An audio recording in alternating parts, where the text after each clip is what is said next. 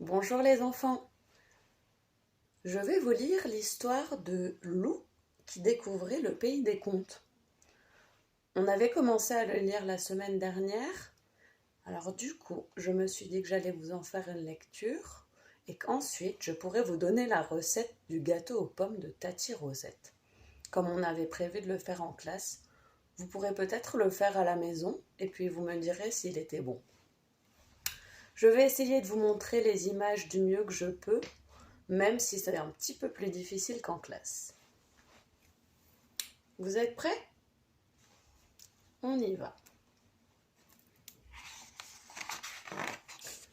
Le loup qui découvrait le pays des contes.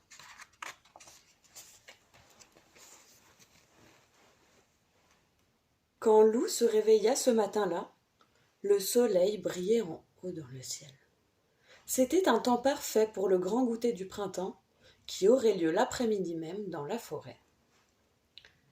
Cette année, pour le goûter, je vais faire un gâteau aux pommes, décida Lou. Le souci, c'est que je ne sais pas cuisiner.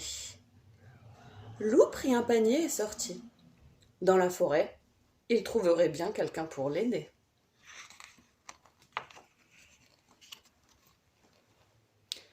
Lou marcha longtemps sans rencontrer personne. Enfin, au détour d'un sentier, il tomba nez à nez avec 3 petits cochons qui construisaient leur maison. « Au secours! Le loup !» hurlèrent les cochons. « Il va nous dévorer !» Dévorer de mignons petits cochons? Mais pas du tout! S'exclama Lou, horrifié. Alors tu vas souffler, souffler, et nos maisons vont s'envoler. N'importe quoi. Moi, ce que je voudrais, c'est cuisiner un gâteau aux pommes. Mais je ne sais pas comment faire.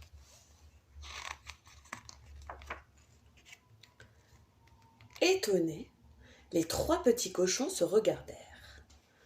Et si on lui donnait la recette de Tati Rosette? Son gâteau aux pommes est le meilleur de la planète. D'accord, fit le plus sage des petits cochons, mais à une condition, qu'il nous aide à finir nos maisons. Lou se mit gaiement au travail. Quand il reprit la route, il était courbattu, mais il avait la recette de Tati Rosette. Il ne lui restait plus qu'à rassembler les ingrédients. De la farine, du beurre, des œufs, du sucre et des pommes, bien entendu.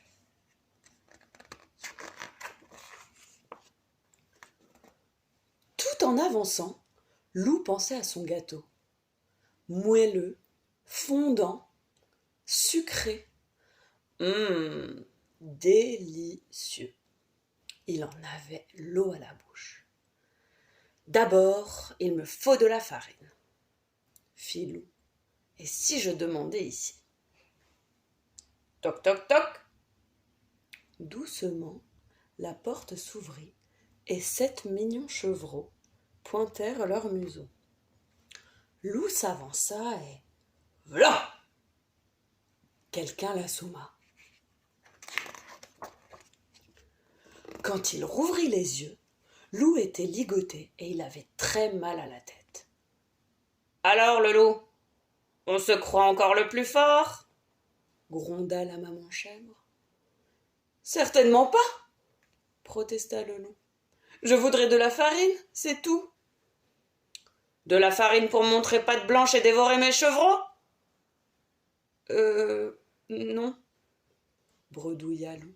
« De la farine pour faire un gâteau. » Par chance, la chèvre adorait cuisiner. En échange de la recette de Tati Rosette, elle donna à Lou de la farine. Et hop, le jeta dehors.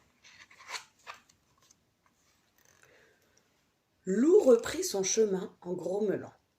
Il ne pensait pas que faire un gâteau serait aussi compliqué. Il bougonnait encore lorsqu'il entendit quelqu'un chanter. C'était une petite fille, tout de rouge vêtue, qui cueillait des fleurs.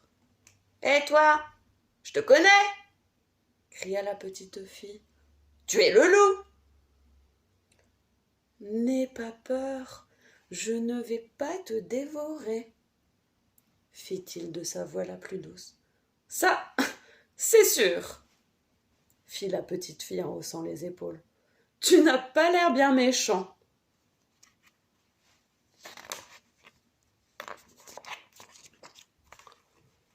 Soulagé, Loup s'assit dans l'herbe près du petit chaperon rouge. Et tandis qu'il partageait un morceau de galette, il lui parla de la recette de Tati Rosette. « Si tu joues avec moi, je te donnerai mon petit pot de beurre pour ton gâteau, » lui proposa la fillette. Pendant des heures, Loup joua à chat perché, à cache-cache, au loup glacé. À la fin, il en avait vraiment assez, mais il avait le petit pot de beurre dans son panier.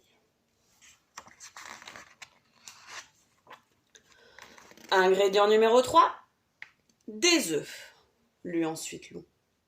Justement, il y avait un nid juste au-dessus de lui.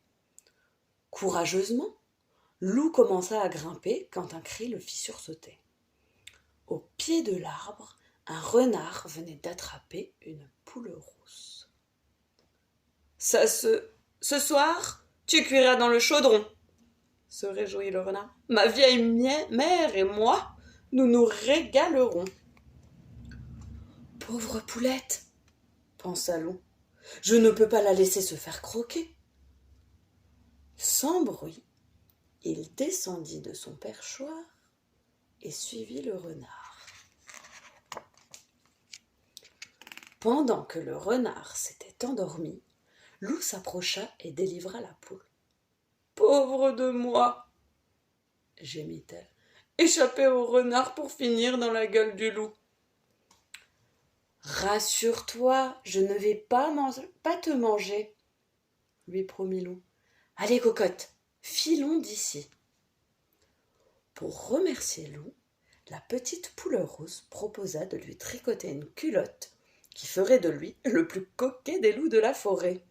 « Non merci, » fit Loup.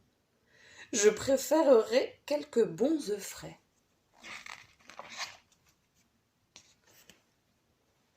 Loup se remit en route.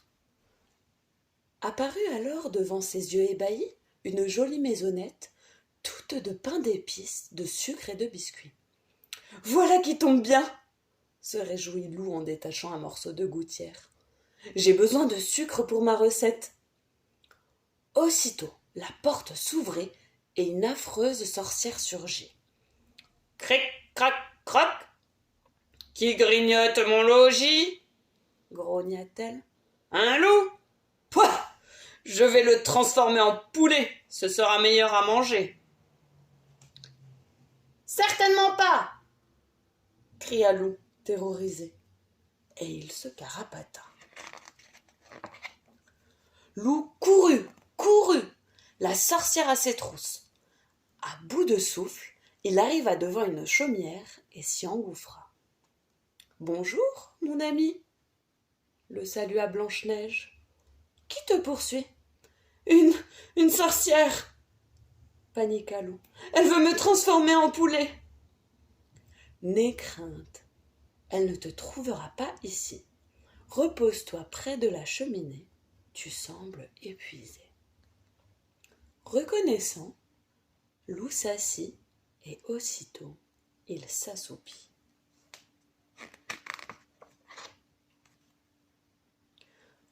Au réveil, Loup raconta à Blanche-Neige toute son histoire. Le goûter, la recette de Tati Rosette et toutes ces choses bizarres qui lui étaient arrivées. « C'est parce que tu es dans la forêt des contes, » lui expliqua la jeune fille. « D'ailleurs, voici de belles pommes pour ton gâteau. » Loup regarda les magnifiques pommes rouges avec inquiétude. « Promis, la méchante reine ne les a pas touchées, » dit Blanche-Neige. Loup la remercia, rassurée. Blanche-Neige conduisit alors Loup devant son miroir. « Miroir, mon beau miroir, dis-moi qui est le plus chou des loups. »« C'est Loup le plus chou !» fit le miroir amusé. Et si on le gardait avec nous? Non, cher miroir, répondit Blanche-Neige. Renvoie-le vite dans sa forêt. Mais avant. Et Blanche-Neige déposa un doux baiser sur le museau de Loup, qui se sentit rougir, partir, rougir, partir. Loup secoua la tête tout étourdi. Il était de retour chez lui. À ses pieds, son panier était bien rempli. Youpi! J'ai tout ce qu'il faut pour préparer mon gâteau. Vite, au fourneau. Dans sa cuisine, Loup suivit à la lettre la recette de Tati Rosette. Il coupa, versa, mélangea. Lorsque tout fut terminé, son gâteau était gonflé et doré à souhait. C'est alors que... Toc toc toc! On frappa à sa porte. Salut mon chou, fit Mère Grand. On est venu pour le goûter. C'était l'heure du goûter. Autour de la table, les amis de Loup étaient déjà installés, impatients de se régaler. Ah, te voilà, enfin! S'exclama Valentin. Que nous as-tu donc amené? Le gâteau aux pommes de Tati Rosette, fit Loup. Et aussi quelques nouveaux amis.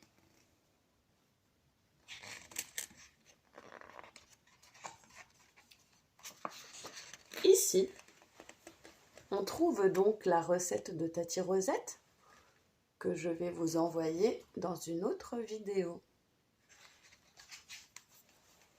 C'était le loup qui découvrait le pays des contes. À bientôt!